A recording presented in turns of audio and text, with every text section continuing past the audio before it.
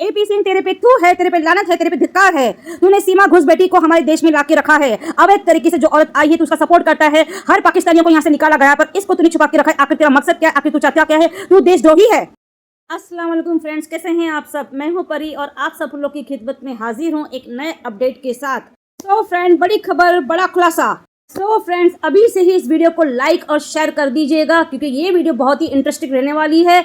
आप लोग वीडियो के आखिर तक बने रहिएगा, आप लोगों को आज बहुत मजा आने वाला है। तो फ्रेंड्स, आप लोग के सामने बहुत बड़ी खबर और अपडेट लेके आई हूँ। एपी सिंह ने किस तरह सीमा को अपने जाल में फंसाया और इसको किस तरह हीरोइन बनने का दिलासा देके उसको बॉलीवुड में भर्ती करने का दिलासा देके यहाँ भारत बुलाया।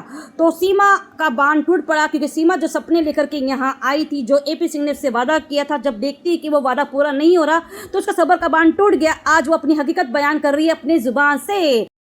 आखिर सीमा ने सबके राज खोल दिया। इसको लाने में, इसको यहाँ रखने में किन किन लोगों का हाथ है और इसके साथ क्या क्या किया जाता है, आखिर उसने सब उगल दिया। तो फ्रेंड्स, हमारे पास ये ऑडियो आई थी तो ये ऑडियो हम आपके लिए चला रहे हैं, तो सुनिएगा और सुन के सोचिएगा कि ये सब सही बोल रही है क्या क्या इससे बुलवाया जा रहा है। फिलहाल आपको सुनवाती हूँ ये वीडियो, चलिए देखिए।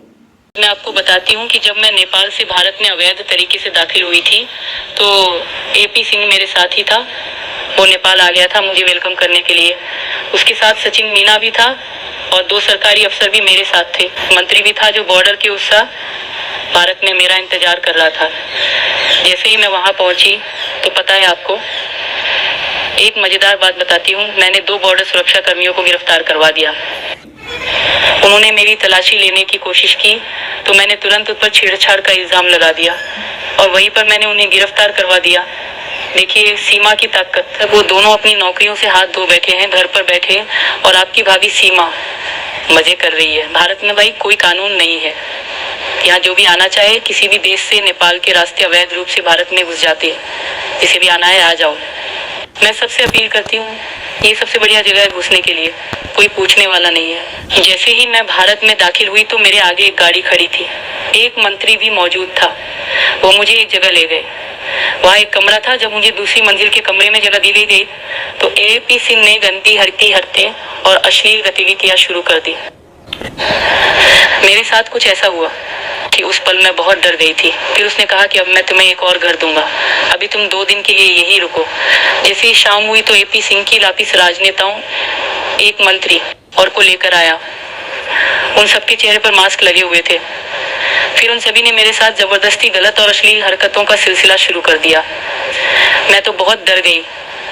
मैं वापस जाना चाहती थी लेकिन एपी सिंह ने कहा कि अभी सने कुछ करना बाकी है, तुम्हें रुक दिन बीत गए। हर रात ये गलत हरकतों का सिलसिला शुरू हो जाता था। मैंने एपी सिंह के सामने हाथ जोड़कर कहा कि आप मेरे पिता की जगह पर हैं, अपनी उम्र देखिए, कृपया हमारी ये काम छोड़ दीजिए। मैं पाकिस्तान से आई हूँ। योगी के लोगों ने मुझे बुलाया था।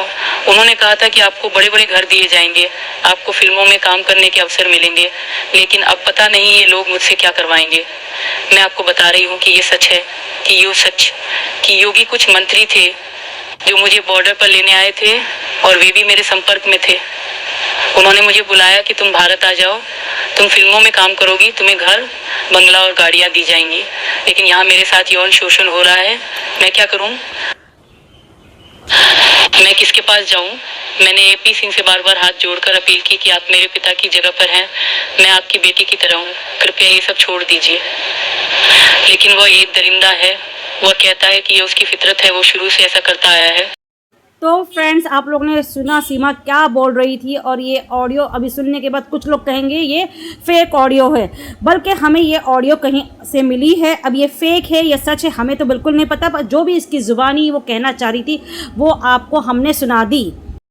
देखिए, हम 2 साल से आवाज़ उठा रहे हैं इस सीमा के खिलाफ और एपी सिंह के खिलाफ, पर कोई कार्रवाई नहीं की जा रही है। और जहां तक हमें लगता है कि सीमा को ज़बरदस्ती जबरन इसको और इसके बच्चों को वहां रखा गया है और अपना बंदी बना दिया गया है और अपने मुताबिक काम करवाया जा रहा है।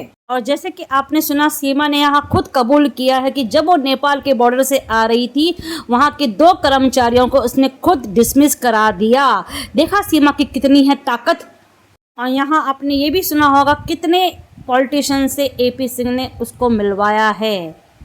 तो फ्रेंड्स, सवाल यहाँ ये पैदा होता है कि आखिर एपी सिंह सीमा से चाहता क्या है, सीमा को यहाँ बंदी बना के रखने का मकसद क्या है, यहाँ से उसको डिपोर्ट क्यों नहीं करवाने में मदद कर रहा है। मोमिन मलिक की बोलो या सरकार की बोलो, या हम इतनी गुहार लगा रहे हैं कि हमें इस औरत को नहीं चाहिए, इसको निकलवा दीजिए, फिर भी ये ज़बरदस्ती इसको सनातनी बनवा के, उसके धर्म परिवर्तन करवा के, उसका बच्चों का धर्म परिवर्तन करवा के ये अपने पास यहाँ रखना चाहता है रघुपुरा में, और जब चाहे उससे मिलना चले आता है।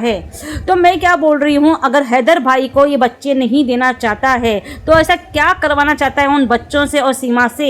आखिर हैदर भाई को क्यों नहीं बच्चे देना चाहता है, क्योंकि बच्चे ही ऐसे हैं जिसकी वजह से सीमा जो चाहे एपी सिंह बोलेगी वो करेगी, इसलिए वो बच्चे हैदर को देना नहीं चाहता। नहीं तो कौन ऐसा है जो सीमा के साथ साथ बच्चों को, 4-4 बच्चों को भी पालेगा।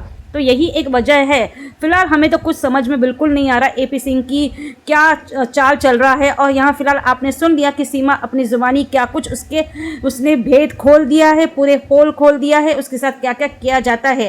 तो ये वीडियो और ये ऑडियो देखने के बाद और सुनने के बाद हमें यही महसूस होता है कि सीमा जो चुंगल में अभी फंस गई है, उस चुंगल से उसको निकलना मुश्किल है, क्योंकि उससे जो चीज़ भी करवाया जा रहा है, नाचना गाना ठुमके लगाना, या पाकिस्तान के खिलाफ बुलवाया जा रहा है, या हिंदू मुस्लिम के बीच में फसाद पैदा करने की कोशिश की जा रही है, ये सब साफ नज़र आता है।